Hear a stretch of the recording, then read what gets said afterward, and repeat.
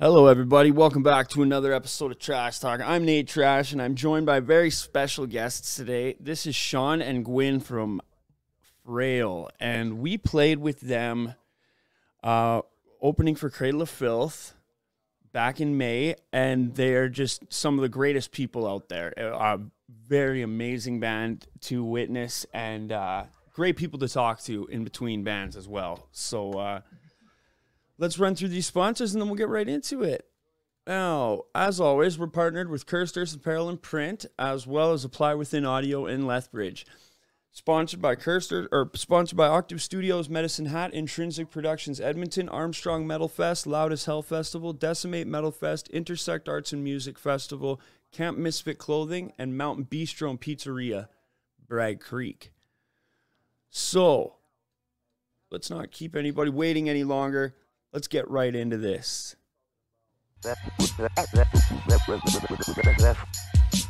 Boiled fish. Boiled carrots.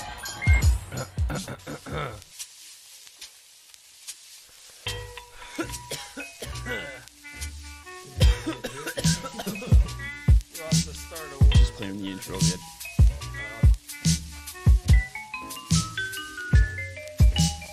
Hey, I'm Nate Trash. Welcome back to another episode of Trash Talk.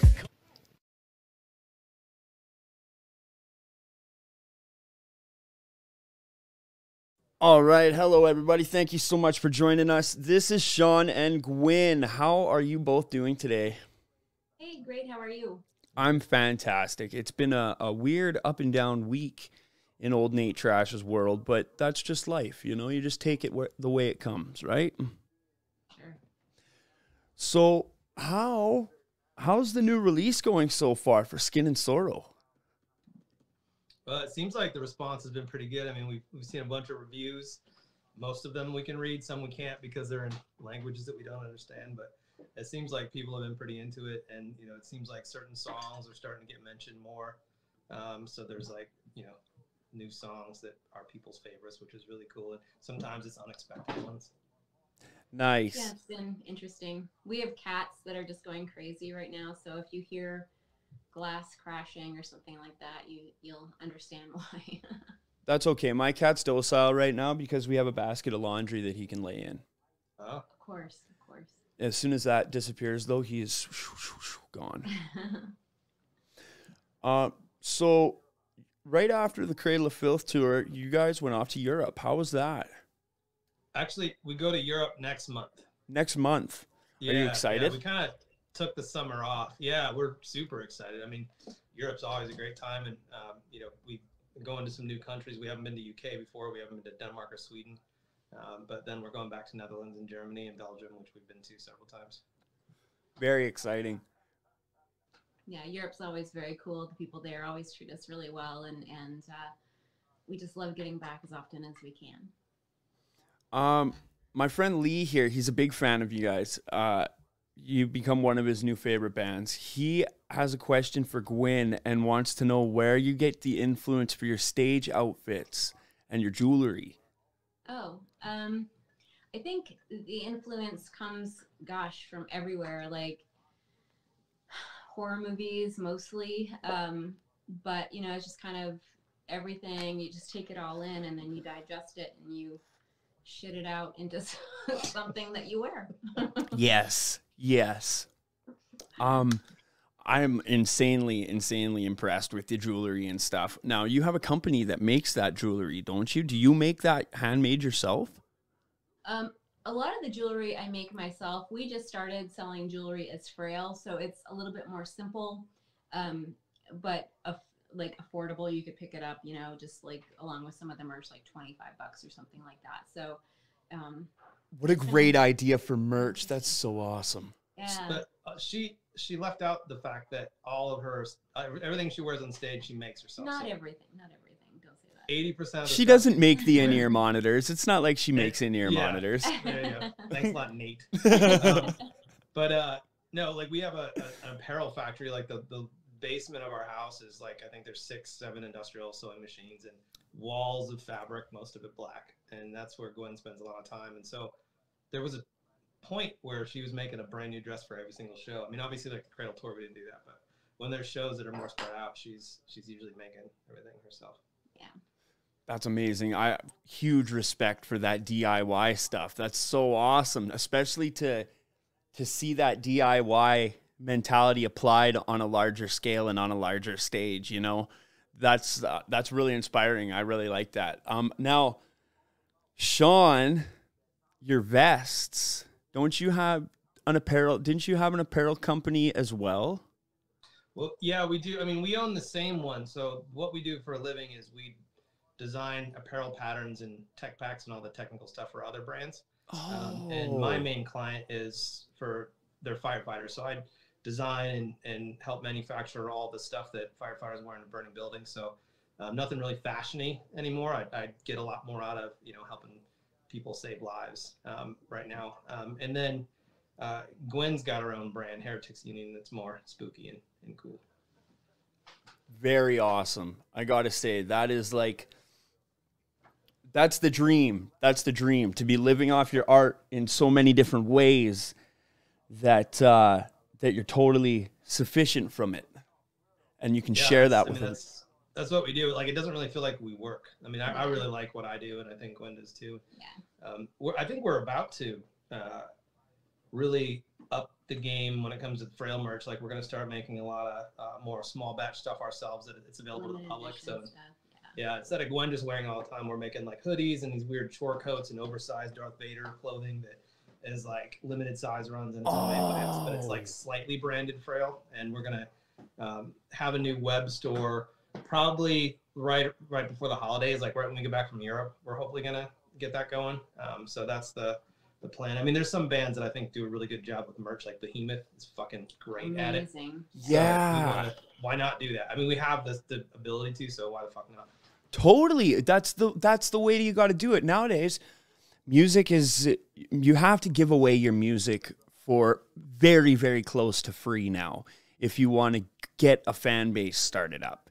Obviously, there's the physical, obviously, there's the music sales, but in the end, you got to pump that stuff out to the masses and then hopefully bring them into the other things that you have to offer.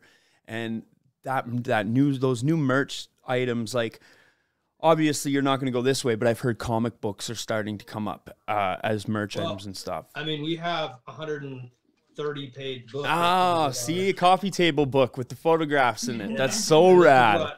We do. Our label in the U.S. does this. This is actually from the Cradle. Oh, yeah. But this is one of the books you can get with like the new release, and we have a book for the last release too. But we're already there, Nate. Yes, yes, that's like so awesome. Stuff in there. You guys are, that's so rad. I love it. That's also so niche, and it fits so well with the image that you have of this like old fashioned, like sepia tone, like early photography style, right? That kind of fits with that. You almost imagine Gwen standing there for like 45 minutes to get a picture taken, and it's really wicked to see. Now you're also sponsored by Orange Amps, Sean. Are you not? Yeah, we're endorsed by Orange. Yeah. Then that fits very. It seems like this whole thing was a perfect storm that came together. Orange released a line of pedals. Are you going to be banging out any of those? So I have one of their EQ pedals that I think is really, really good. Like, Orange is all about mid-range, and so they have this EQ pedal called I'm blanking, I can't remember. Anyways, it's like $110 pedal, and it's really super powerful in the mids. The new stuff they came out with, I'm kind of into it, but I'm so specific on the pedals that I choose because we're in drop B, and it has to be super heavy and blah, blah, blah. So there's only like 2 or 3 dirt pedals that I actually like, and they're both made specially for me, like, because I need super low end. And the phasery stuff, like, I already have that covered. So, I mean, I'd be interested to hear them, but like their EQ pedal fits into what we do just because it's so powerful in the mids. But the new stuff, like, I don't know how I'd work it in. Plus, I'm not allowed to have any more pedals. One trailer for Sean's pedals is already enough. We already got it. We already got a tow trailer for Jason's dreadlocks. Okay. His dreads are the second most popular person in Frayle. I remember when we were outside of the palace talking, And he was like, I honestly should charge these guys an extra fee for cleaning their stage for them. Yeah, his hair sweeps the floor of every major city that we go to. So really, the ends of Jason's hair are pee-pee and poo-poo.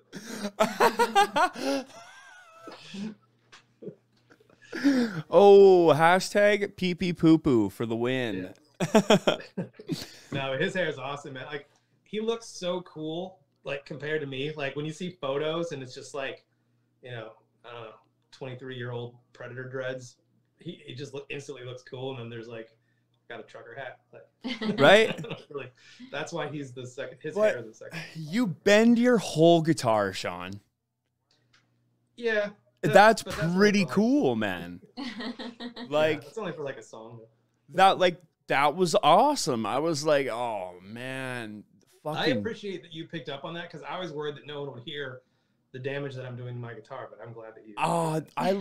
That's the kind of stuff that gets me super, super stoked about performance stuff and being in a band and playing shows, you know, because like, I'm not really a musician kind of guy. Like, I don't really have the attention span and dexterity for an instrument. Like, I got 3 guitars. I play. I try and come up with some stuff for the band that isn't really usable because I can't really flesh it out all the way. But as a performer and like as a vocalist, that's just where I live. Like, that's always been really natural to me. So to see those little things that people do in their performance, that always gets me really excited, because I'm still waiting. Like, a couple of people pick up on those little things that I do, you know. Like, I had a guy tell me from my old band that the way that I did my shirts when I was on stage inspired him to do his shirts on stage the same way. And I was like, that's really cool, you know, and that's why I like to do this stuff. But let's get back to you guys. How long has Frayle been a project for? I think 2018, maybe like right at the end of 2017, the beginning of 2018, we just kind of decided that we wanted to work on a project together. And so we put together the White Witch EP. We recorded 4 songs and we put it out on Bandcamp with just the hopes that we would be able to make enough money to pay for Bandcamp, like $10 a month. So we thought, well, if we can just cover that, we'll be happy. And then I think the next day we sold something. We're like, yay! But it's somebody we know. Oh, But they didn't know about Frayle. Like, okay, then it was you. Yeah. But then, yeah, then like a couple of days later, we get a call or an email from Desiree, who ended up being our European record label, and then 6 months later, we were playing festivals in Europe. So it was very fun. It was pretty fast. Yeah. Very, very awesome. That well, I have to say, like, I listened to it as well, and you put work into it before you released it. You know, there's so many people that just record a couple songs and then they put it out, and they're like, oh, well, I heard about this person getting this, and I did this the same way as them, and this the same way as them, and it's like, well, in the end, you didn't really put a concentrated effort into having a polished product before you released it. You just kind of like threw it out there and then threw a bunch of other stuff attached to it. And, you know, when you really flesh out a project and plan it all out to release it, there's always going to be something good that comes from it. Yeah, we didn't really have any expectations, and No. still don't. I mean, that's what we try not to put expectations or we let down.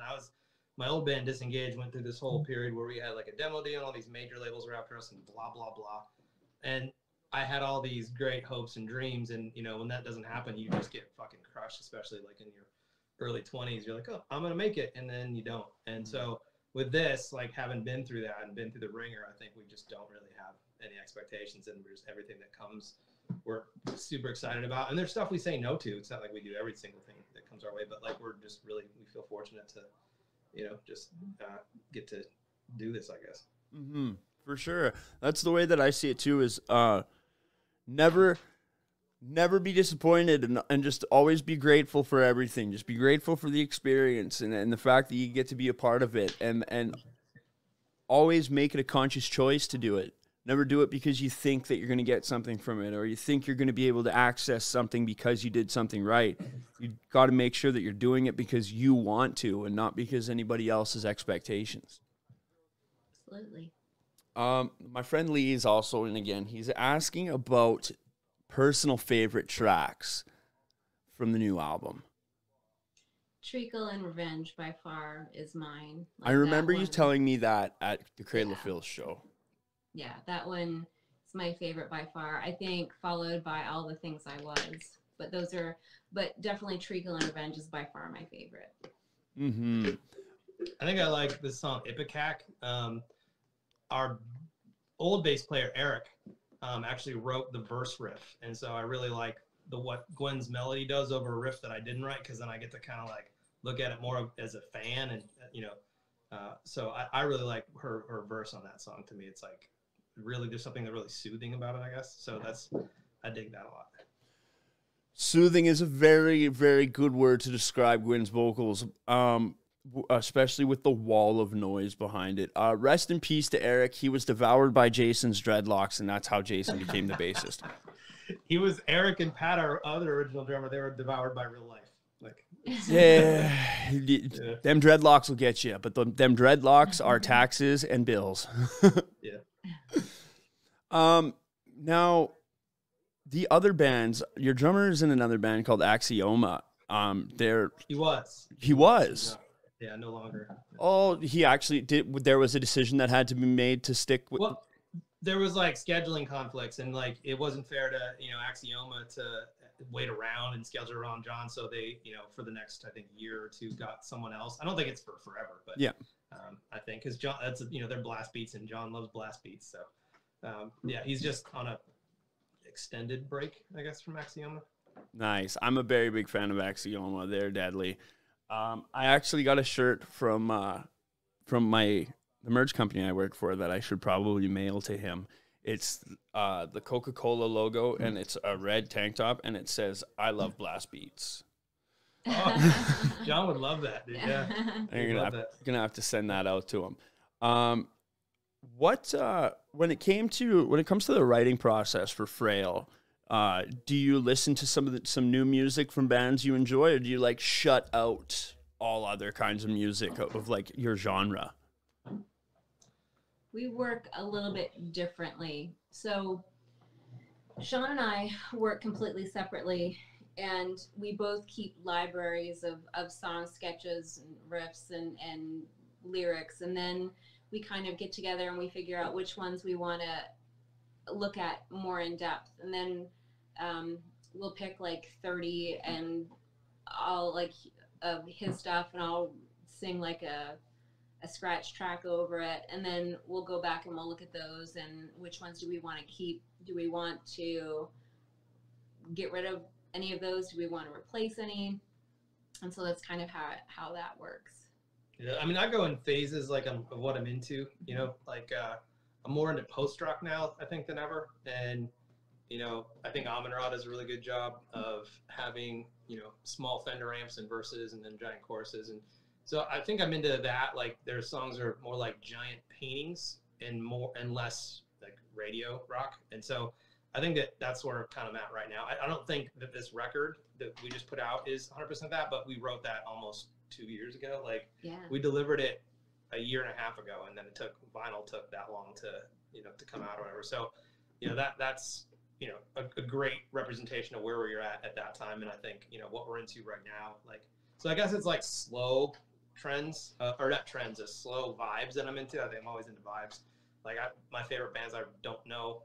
We went to go see Sunny Day Real Estate the other night, and I severely love like 3 or 4 of their songs, and I don't know the words to them. It's just like vibes, and like it's my favorite shit since I was in high school. But I'm more into like how it makes me feel than somebody telling me exactly what's going on or me trying to interpret their lyrics or whatever. I'm kind of all about sound, I guess. And I think that's why it's good to work with Gwen, because she's a genius when it comes to lyrics. Because if it was me, it would be fucking dumb. All pee-pee poo-poo and dreadlocks. Yeah, exactly. There you go. That's what you get. That's what we're working with. Gwen, how long have you been writing and singing for? Well, so I've written poetry since I was a kid. I actually found some of it earlier today when I was cleaning up, and you found all kinds of shit in there. I did. It was like a void. That's the back of the dryer. She found the back of the dryer. Lost sock. But yes, I've been writing that stuff for like a very long time. Music is something that's pretty new to me. Like I'd never sung really in a band before. I had this one garage band like a zillion years ago, but it was like, let's do a couple of songs and that was it, you know? So it's pretty new to me, and Sean basically forced me to sing on this stuff. Like, he would hear me sing in the bathtub when, you know, at night, and he started writing music again, and he's like, you have to sing on this stuff. So I'm like, ah. So he had to leave, basically. I really wanted him to leave the house and just leave me alone, but he did not. But I live here too. My stuff is here, Gwen. I can't just leave. Yeah, I mean, I'm used to like running the control room on recording sessions and having singers that like, you know, can hit it again, do this, and like, so I just went into it normally like that, and it was, you know, she'd never been in a band before, and we're a couple, so there's a lot of like, things don't mean the same things when you're talking to a stranger. So I had to go three floors below. Mm-hmm. And kind of wait at the bottom of the steps and, you know, nervously, and then came up and then ended up liking it. And now I just let her go do whatever. I don't have to leave the house now. We're not in the same room together when we write, because it's just better that way. It's better for us to come together and just discuss things, because we get out of each other's way. Yeah. And we just learn that's better. And and I think that's why we sound like we do, because we don't collaborate per se. We just kind of, you know, here's my part, here's your part. Yeah, same goal with my dumbness. Same goal, but different routes. When Sean's on the back roads riding the gravel, and Gwen's just in the highway and in the limousine just rolling straight to it. Private jet on the way to the Chanel store. I got you. Like that Kardashian who jumped in her jet for 3 minutes just to go get a burger or something, you know. Yeah. Rolling it. Horrible. Absolutely terrible. I agree. So like I got a picture in my head of just like Sean standing in the lobby, just looking at his phone every couple of minutes, and people just being like, Sean, what's going on, man? I thought you were recording. And then somebody comes up and is like, oh yeah, Gwen must be doing her sessions. That's why you're down here checking your phone to see what she's done.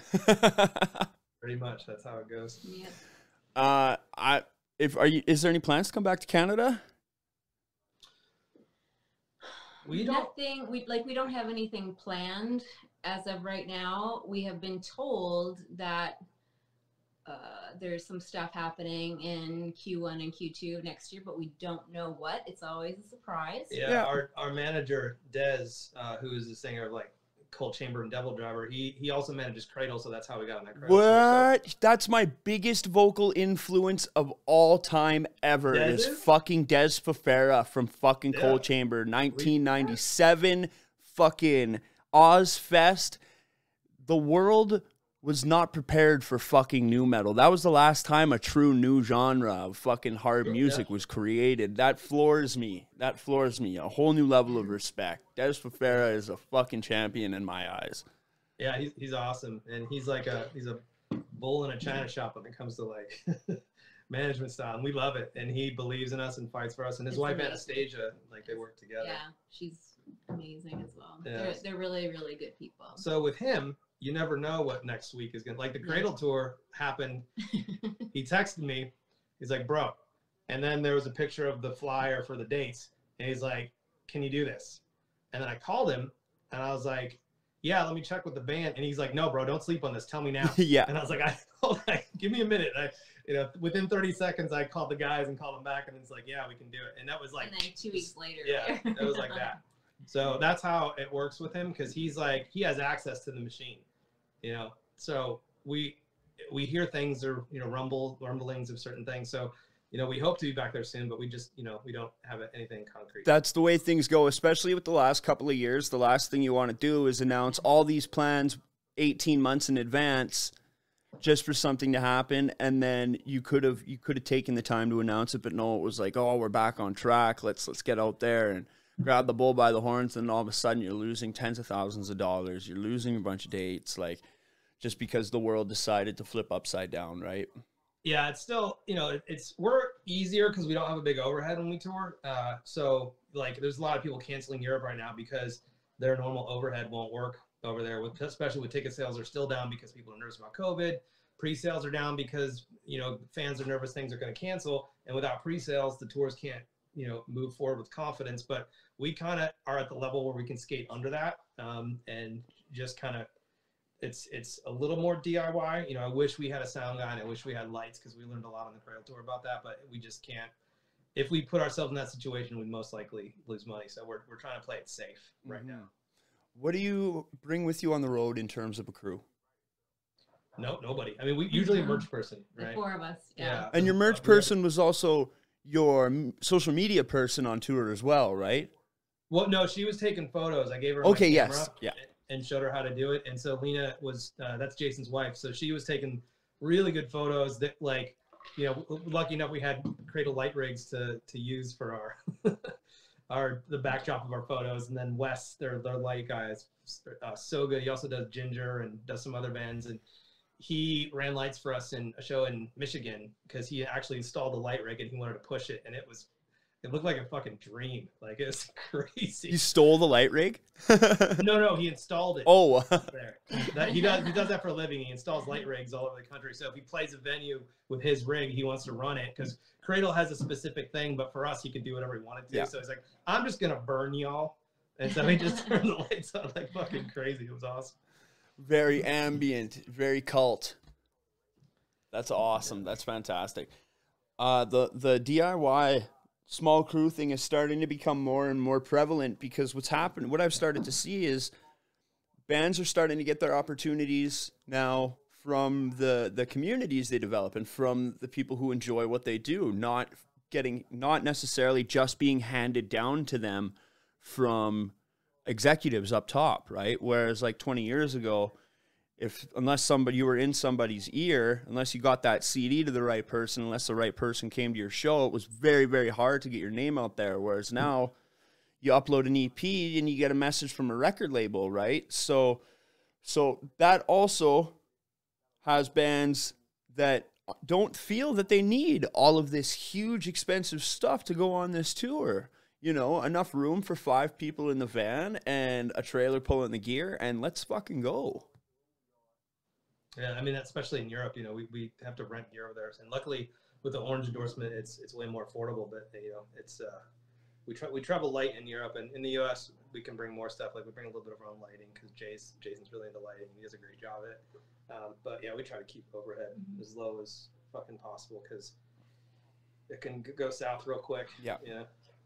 Very easy to get burned in a hurry. Now, have either of you tried any of Jason's hamburgers that he makes? Oh yeah. Oh, man.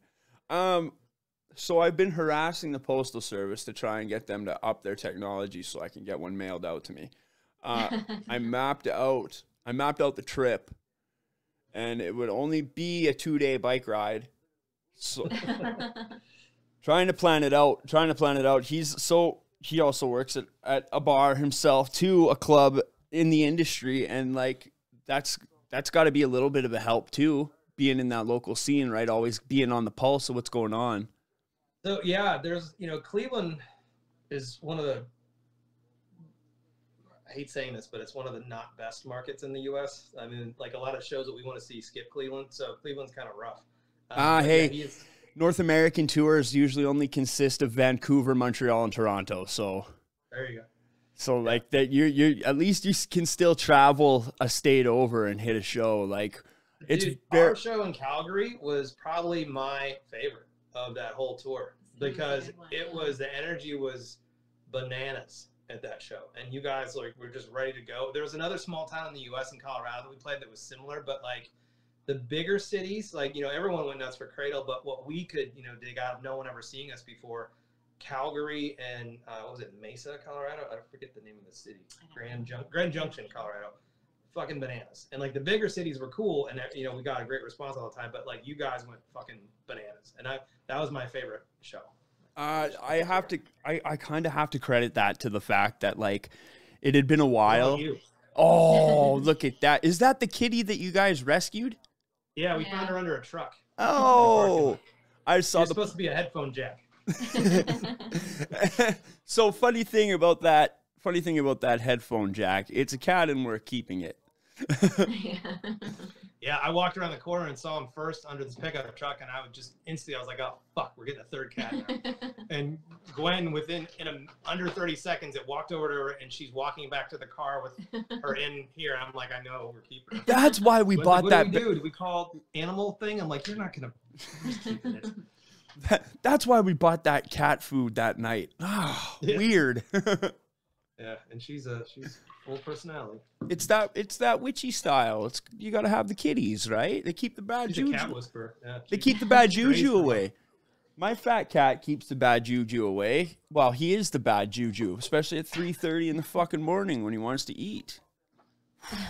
Rude. He's sleeping like a rock. He can't even hear me. So, what's the local scene like where you are, other than the fact of like major shows skipping you guys every once in a while? I mean, there's a couple kind of doom stoner bands, that we play with. There's some like electro gothy things that we've played with. But we don't, like, we just had our record release show here. We don't really play Cleveland. I mean, we play it once a year, right? Yeah. So yeah, it's just, I mean, it doesn't make sense to play it more than that. Mm-hmm. Yeah, we're also a needy band when it comes to stage and lighting and fog. And Yeah. our home, the venue that's right down the street from us that I've been playing for 20, 30 years, they can't have fog machines in there because their sprinklers are tied in with like the neighboring businesses. And we're realizing now how important presentation is. I mean, it's always been important, but when you get out of punk rock bands and you start to, do what we're doing, and it's more about, slow and vibe and lighting and fog is important. So, and also room on the stage, like when, small stages are like, I whisper and they play loud. It's hard. The feedback is an issue, and get off. There was being amazed by our cat. So. There was a little bit of that in the Palace. I remember when you guys were doing sound check, and that, like, listening to the music, how soft Gwen's vocals are. Like, your vocals are so smooth and so light and airy, but they still punch right through everything. Like, that must be a nightmare to mix, man. Yeah. Small rooms, yeah. It's easier in those bigger rooms, like the Cradle tour. For the most part, I think we did pretty well. Pretty good, yeah. Yeah, but small rooms will get murdered sometimes, and that's why we really would like our own sound guy to have the same skill set handling that every night. Because the last time we were in Europe was right after COVID, or it's kind of during COVID, and a lot of the house sound guys had left or taken off, so they had new guys, and we got our asses kicked a couple times by feedback. Gwen, what kind of music are you listening to right now? It's kind of a weird period for me, so Is it not? It's just like it's just all Les Claypool side bands, but not Primus. Okay, that's just me. I'm sorry. No, right now it's a lot of Gregorian chants and You sound like my guitarist. yeah, okay. Sometimes I feel kind of pretentious saying that, but it's like when I really like silence. I really like having time to just kind of meditate and sit in thought and be able to like quiet my mind and stuff like that. So I really enjoy silence. When I have some time and I'm trying to kind of relax, is usually when I have time to listen to music. Then it's Gregorian chants or some kind of relaxing like stuff that you would listen to while you're having a massage, ambient kind of relaxing stuff. If it's other than that, I mean, I usually stick to King Woman, funerals, and cats screaming. Yeah, a lot of those songs going on. Yeah. Some of that hardcore thrash, it sounds like. Holy. Yeah. When it comes to listening to music, you can't really put a finger on what triggers those emotions, right? And soundscapes and stuff like that has been something that's been helping my dad heal. When he started his process of recovery, he was like, I can't listen to this stuff. It's aggravating. Why would anybody listen to this? And now when I go to my brother's house, I'll be sitting there in the morning having a coffee out on the deck, and he'll be in the garage listening to like massage parlor music and doing his crafts and bumping around the garage. And it's like, how are you not falling asleep right now? He's like, it just keeps me going. I'm like, well, that's awesome. You know, music is it's one of those universal languages, and you can't really feel pretentious when you're trying to tell somebody the way that you honestly feel about something. You know, like if they get weird about it, well then fine, you just don't tell them about that kind of stuff anymore. They don't get to be a part of that conversation anymore. They lose that privilege, as I like to say. Sean, what kind of music are you listening to right now? Well, I just went through a sunny day real estate period because we saw them 2 nights ago. That would last about a week. I like this band Ether Coven. There's like a couple songs. I think they have a new, I don't know if it's a full record. I think it's 6 songs, but they have a couple that I'm really fucking stoked on. So my relaxing music is just music that doesn't have a whole lot of screaming in it. I love the screams, and that's what I grew up with. But as I get older, I think what it is like I get more internal, and I'm more into vibes of music and less about having my head bashed around. And that's just completely personal, like what I want to get out of songs right now. It also makes it different when you play and think about music most of every day.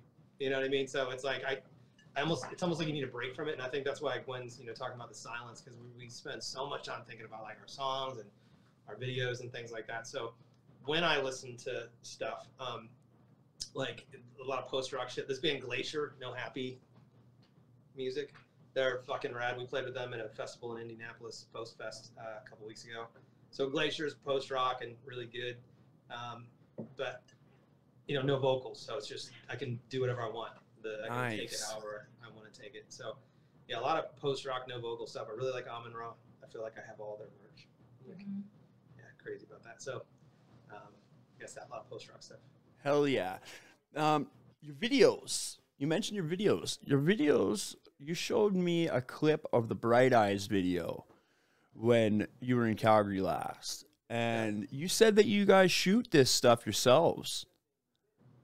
Yeah, we were just doing a makeup and lighting test for the next video. Yeah. Gwen's going to be dead probably. So oh, very nice. Some shit out in a car. Oh, I'm very cool. I'm going to be dead in our next music video too, but I can almost guarantee it's not going to be up to the same quality as your guys's. And that's not bashing ourselves. That's just saying that we just don't have the experience and the knowledge and the technical prowess that you guys do for filming your videos, because you've done it for a while, and it works, that to have that established image and everything fit together the way you want it, that's full control. You don't have to worry about, oh man, are we going to be able to find the right director for this? Are we going to be able to find somebody who's able to put what we want?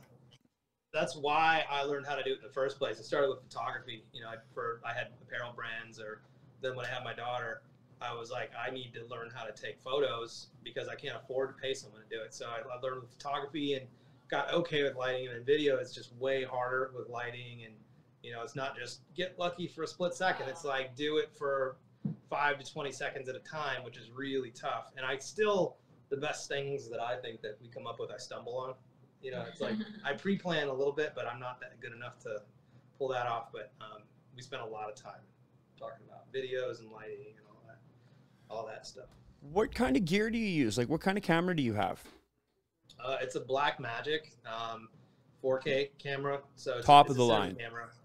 But what's that? Top of the line, high end stuff. It's pretty good, yeah. But it's affordable. I mean, you can get them now for like I think under $1,000. Oh, I think the expensive one is Red something. Well, Red is So there's camera brands that make you buy all the accessories. So you could easily spend $30,000 just to get a camera to work if you get Red. But Blackmagic is basically the same quality. I like things to look like Stranger Things or look like videos that I got from when there used to be a video store. So I'm not going for super see your nose hairs from 100 yards away. Like I'm more about the lens. Like, so I have a really nice camera and a lot of money in lighting, but I use $20 lenses because I don't want it to look perfect. And I don't want the focus to be, like a science movie about, organisms that are microscopic, whatever. I like shit to look like the 80s or the 90s. So I have lenses. Some of my lenses are radioactive and we have to put it in another room because they put this coating on the lens. Nice. But yeah, so it's shitty lenses, Blackmagic camera, which shoots really good 4K, and then the software to edit it, DaVinci Resolve, handles that Blackmagic 4K footage like butter. It's really easy to edit it. And then we have a drone that we like to fly around sometimes. Nice. that Sean likes to fly around all the time. Yeah, I was flying it inside a factory today. It's pretty sweet. Nice. Not getting any footage at all, just testing her out. Yeah, no, there's some footage, but then I crash into stuff sometimes. Ooh.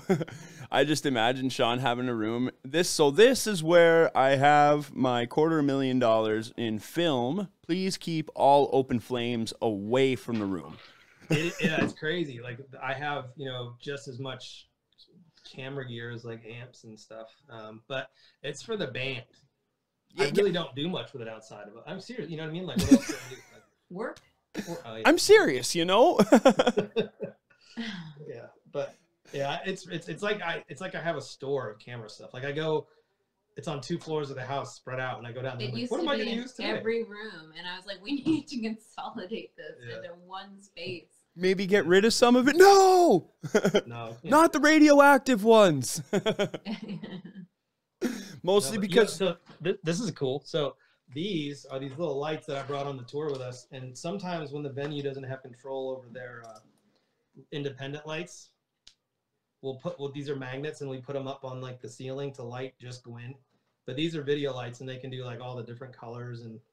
Let me show you, because I know that you probably don't care. So there's, it can do all this stuff, and these have like magnets and. Where did you get those off? Off Amazon or just a local these store? are Aperture, probably the best lighting company there is. I think each one's like $100. Sick. I'm gonna have to look into those. Those are very rad. Yeah, it's Aperture is They're awesome. great. Yeah, And they're not expensive. I'm gonna have to get a couple for the merch table. yeah, they're great for a merch table because they got magnets on the back, so you can just stick them on stuff. He's very impressed with them. I'm a construction worker, so the magnets get me going too. A good if it's a good magnet, and like, cause at work I got to use a rare earth magnet to find the studs in the wall to fasten all the materials. So a good magnet for me is like, I always keep an eagle eye on the guys. It's like, don't touch it. If you want to use it, you got to fucking put it back. Okay. You go get your own. Magnet right there. It's rare earth, Gwyn. Rare earth. It means it's mine. Totally feel you, Sean. It's okay. She doesn't have to understand what we got going on here. Those clever things, that's not super expensive stuff to try and, 2 rooms full of camera lenses that are radioactive and $250,000 in film might get a little. The $250,000 thing is not happening. There's maybe 6-7 grand of camera stuff. You can. I'm gonna say 10. You think? Oh yeah. And you can get film grain as a filter in DaVinci Resolve, and it's killer. Yeah. 24 frames per second is the secret. I shoot at 60 or 75 and then speed it up almost to real so that it feels real dreamy. That's another trick. When you shoot videos, speed your music up and shoot 60 frames per second. And then it feels like you're playing too fast, but when you slow that down to the real tempo of the song, it's more dreamy. Like that's the trick to our videos, is everything slow motion makes you look way fucking better than you actually are. For me, it would probably make me look a lot worse, because then people would have a chance to take it in. They'd be like, 3 teeth is a lot of teeth to be missing, man. Whoa. So good. Awesome. The performances, they blow me away. Like, I remember when I first, because the Cradle of Filth situation fell on our laps too. The promoter was who wants to open for a show, and I thought it was for a show that was happening like months in advance. There was no way I thought it was going to be Cradle of Filth. I was like, this is like 6 weeks away. There's no way this is going to happen. So they dropped it on us, and it was the same thing. Like, you have to say yes right now. And luckily, I already put that forward with the band. Like, hey, just so you know, if I'm getting a choice, I'm going to say yes for all of us, and they're cool with it. But I didn't just seeing the name on there, I was like, I haven't heard of this band before. And then when I was checking out all the numbers and everything, I was like, this is a new band. I got really, really excited about it. And then to see like the pictures and the videos, and then it's like all the work that goes into this, there's got to be some sort of like large investment behind this. And then to find out you did it on your own, like that's a huge, huge inspiration for me. And I've been waiting. I was waiting to ask to have this interview with you guys because I've had this show for a couple of years now. And a bunch of my friends were like, did you do any trash talk stuff at the show? I was like, no, I was there to work in the band, not to do any sort of like press promo stuff, not at all. But I was like, I wonder when I can ask them for an interview. And then I saw the other show you did, and I was like, well, now's the perfect chance to do that. That's really the perfect chance. Now, the DIY stuff, it takes up a lot of time. It takes up a lot of space. Where did your inspiration for the DIY come from? Just because, necessity. Yeah. I couldn't afford to have someone else do it. And also the control. I mean, like, you know, Gwen is, her contract is very detailed about light fixtures and light modifiers and 7-foot soft boxes and all this stuff. So I'm a needy bitch. Yeah. Who else would work with her? Me. No, it's just because we can't afford it, and then we have control over it. And like when we record and master and mix everything ourselves too, all of our music, and that is a control thing. Like, you know, Gwen's never had to go to a studio and bang her vocals out in 2 days. You know, she's got 7 months if she wants to do a word here and then scrap it all. And which then which has happened. Yeah. Yeah, we scrap a lot of video shoots. I could imagine that's a tough one. Like you said, with like lighting and proper framing and setting and stuff. I could imagine that's really tough to get entirely 100% what you want. And I was inspired by you guys shooting all your own stuff, and I got a camera, and my band shot our first music video all by ourselves too. But we can get away with like crappy stuff because we're like that kind of band, right? That grimy stuff kind of has a good feel for us. But the technicality that goes into it and everything, like, it takes a lot of inspiration to put something out, to be like, this is good.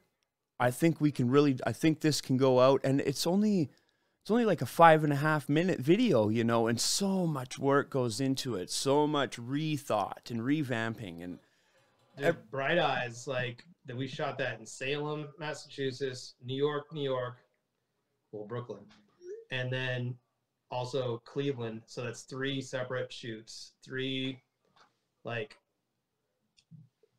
was just so much. It took like 2 months or something like that to shoot that video. Like, it was a long fucking time. And so now we know what's possible with how much work you put in. So everything we do now, like, it ends up being that much work because we can't just throw up a camera, because we know that we're capable of a certain level of. And I think we expect it of ourselves, and I think it's also expected of us that we don't just phone it in. You know? If I could imagine if Gwen started wearing the same stuff every single show, that it would get called out pretty quick. I don't think that would be possible. First of all, when the outfit goes back into the closet, it doesn't come back out for a couple of years. That's not Gwen's choice, okay? Those are just rules that she has to follow, not rules that she's established. Yeah. I thought that was amazing. I was like, just wear the same one. And you're like, I can't find it, Sean. Talk to you. Sean, I honestly don't know where it is. I can find 65 more, but not that one. Yeah, her closet's as big as our recording studio. Don't speak too loud. They'll hear you. That's awesome. Thank you again so much for doing this. Let's bring this right around full circle. If there's anything that you think that we forgot to talk about, or any shout outs you want to throw out there, now's your chance. The floor is yours. Well, I would say a huge thank you to our labels, Laybear Recording in Europe and Aqualam in North America. They've been insanely supportive through all of this, and like, with vinyl taking so long, we had like an extra long PR period that, you know, isn't cheap, and our labels are right there to support us, and also our PR people are fucking rad. And Des, Anastasia, the Oracle, like that guy, he's just been. I've never even. I saw him perform once live in 2006. He was here with Behemoth and Dimmu Borgir. Devil Driver just released Last Kind Words, and I had just got my teeth knocked out, and I was in the pit with a mouth guard, And like that's the closest I've ever been to Dez, but he's been such a huge part of my life and being involved in heavy music and extreme music. And like to know, just even to know I'm talking to somebody, to people who are like represented by him is just like, that's a huge mark for me. I count that as a huge achievement. And even Man, he would be stoked to hear all this. And sure. he's fucking rad. And he's magical. Yeah, he's pretty awesome. I've had cold chamber patches on my vest since I was a teenager. For at least 16 years, I've had the same cold chamber patch on my vest, and it's rad. Yeah. Big truck. Oh man, Loco was my theme song because I was a crazy jackass as a kid. That's why it fits so well as a frontman, you know. He's awesome. So yeah, big thank you to Des and Anastasia and to everybody who came out, you know, to see us. Like, we really appreciate it. I mean, we just had, like Sean said, we had the record release on Saturday, and Saturday also happened to be 9 Inch Nails, Meshuggah. Ministry. Fridays are the worst. Fridays are the worst. You couldn't pick a worse day. And then the Melvins played the next night at the club. That Wednesdays, Mondays. Seriously, we gotta start thinking about it. But still, the turnout was pretty good. Yeah. But like, you know, for us, like shows like the Cradle tour, or the Post Fest that we just did in Indiana, where nobody knows us, and then we have a merch line and people are taking photos with Gwen and autographs. That to me is incredible. That, you know, we're connecting with new people, and that night they want to, you know, spend money on something that we made. That's amazing. Yeah, for sure. It's because you're so honest. It's because you're so honest and 100% doing what's true to you guys and nobody else. That's the big connection, is that you're not letting anybody else determine what you are giving out. You know, you are listening directly to yourselves and the people that you relate to and giving them what they want 100%. And it's cheesy as hell, but Steve Jobs said it themselves, you know, how do people know what they want unless you give it to them, right? And that's the thing. You got to be really honest, and you have to be 100% true to form all the time, or else they'll sniff it out and they'll get bored with it and they'll move on to the next. And when I saw the metal injection article and everything, I was not surprised at all. Like, all of this, as soon as I found out about you guys, I was like, this band is going to be fucking huge. They're going to be massive. The sound is unique. It's new. They have the image to go with it. They're all 100% touring ready, not just touring ready, but ready to go with a band that has a 35-year history of 30-year history of like real heavy duty music making, you know, like spanning a genre. Cradle of Filth's catalog is fucking immense. Huge, yeah. And like Danny Filth created fucking words, you know, like he made up his own fucking words. Dude, that dude, watching him every night go 90 minutes hard every night and being on every night, like that dude is one of the most impressive musical feats I've ever seen, is him go every single night for 90 minutes. Oh yeah. I remember one of my buddies was harassing me about it. He's like, did you talk to Danny Filth? I was like, no, man, like we were there to work. He was there to work. Like there was like a paid meet and greet. Like, I'm not going to go up and be like, hey, man, you know, I'm a really, like, I stopped him for a sec. I was like, that sound check was awesome. Cheers, buddy. And then I turned around and we went up to our green room, and they're like, well, you did not even talk to him for a second. I'm like, think about this, buddy.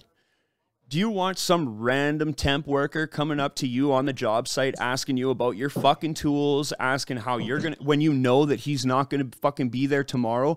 Why would he waste his fucking time with me? Like, he's got 60 other fucking dates and 60 other fucking new bands, everybody that thinks they're the fucking greatest. So like, no, I'm not going to go up and talk to the fucking chief at the show about what? Hey man, that one song out one time was really awesome. Bye-bye. Check out my band, please, even though you're probably exhausted and getting ready for your own job. Please check out my band. Like, come on, how tacky is that? Yeah, it's tough. I mean, because you wanna talk to him, because you know you'd like to have an exchange, but I feel you on that, because you don't want to have a meaningless exchange, because otherwise, you know, then it's like what's the point, you know? But you feel like, oh, if I could just get 5 minutes of his attention, we would connect and bond, and that usually is the case. But yeah, it's really hard to just walk up and make small talk, because it's like, yes, you know, Why? And You're right. exactly. I mean, they're busy and they're tired, and you know they've spent the last probably 2 months on a fucking bus. They've been doing this for 30 years. Yeah. And this is the hardest thing to tell people who like have never done the big shows is like those bands don't fucking care about you. And because you tell them they that. care immensely about their fans. You know. Yes, but not about the openers. It's just, The opener. Well, no, I don't think that's. I think Cradle's super into opening bands. Yeah. Well, obviously, or else they wouldn't have had so many on this last tour. But what I mean when I say that is that, like, you don't get a red carpet rolled out for you just because you're the opening band that night. You know, you might think in your community that they're going to roll the red carpet out for you because you're getting that high shot out of your community, but you're still the lowest one on the post when you get there. So you got to kind of, like, act like an ornament and just stay out of the way, right? You want to stay out of the way, but yeah, they Cradle for sure cared. Like Danny, I caught him several times out filming openers. Yeah. Like filming locals on his phone because he wanted to remember it. So Nice. he's into it. Now they're not always like that. Some dudes are fucking dicks, but It's true. Cradle dudes, and Danny Filth is not. dicks. He's a dick, and like a lot of them, I've seen a lot of media stuff about him being a dick. But honestly, I've never heard of any interactions of like fan to him or like even the experience at the show. There was no like. This guy is just working his ass off to fucking do what he loves. And like those pants and those boots he was wearing before the show were fucking deadly. I was like, I gotta get They me. smelled deadly. Oh man. Those guys, their stage clothes were fucking rough. Don't wash I those. mean, how could it not be, right? Yeah. Like they move around, they do a lot of stuff. 90 you minutes. know, 90 minutes, In you're leather. going hard. Yeah. So I mean, how would it not? Yeah, exactly. I remember when we first showed up right before soundcheck, Merrick came around from the bus and he stopped and he chatted with us and he shared one of my posts that I was doing to promote the show. And I'm sorry if I bugged you guys with all the tags and stuff for promo. I'm a heavy duty promo hound when it comes to anything to do with like my projects.